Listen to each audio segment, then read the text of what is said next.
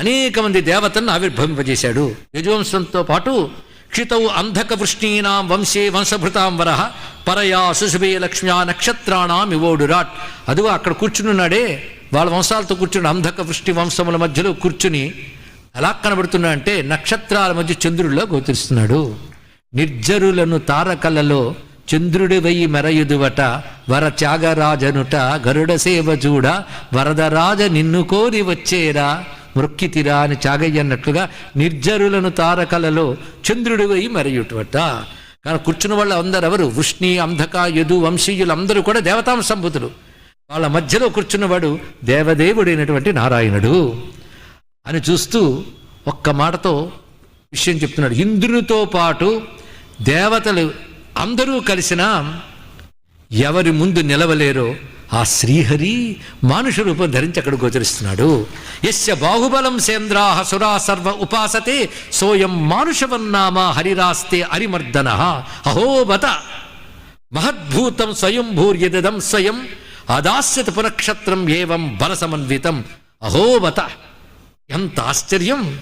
స్వయంభువైన విష్ణువు మహద్భూతం, ఏకో విష్ణుర్మహద్భూతం పృథగ్భూతాన్యనేకశః. అలాంటి మహద్భూతం అంటే గొప్పగా కలిగినటువంటి వాడు ఆయన. స్వయంభూ, ఆయన ఎవరి వల్ల కలుగుతాడా? తనంత తాను కలిగేవాడు స్వయంభూ అయినటువంటి వాడు. ఇప్పుడు క్షత్రకులాన్ని ఉద్ధరించినట్టు కనబడుతున్నాడు. క్షత్ర సమూహాన్ని విచ్ఛిన్నం చేస్తాడు భవిష్యత్తులో. అది జరగబోతున్నది అని ఒక్కసారిగా నారదుడు అంతా చూసి ఇన్ని ఆలోచనలు చేసి ఆలోచనలని కట్టిపెట్టేట. ఎక్కడ అంటే విష్ణువుతో కట్టిపెట్టేశాడు. అక్కడికి వచ్చి ఆగిపోయాయి మిగిలిన ఆలోచనలన్నీ. అది విష్ణువుని తలంచుకోగానే మిగిలిన ఆలోచనలు ఆగిపోవాలండి. అది మిగిలినవన్నీ చింతన చేశాడు, హరిని ధ్యానం చేశాడు అని చెప్తున్నారు. అద్భుతమైన మాట ఇక్కడ.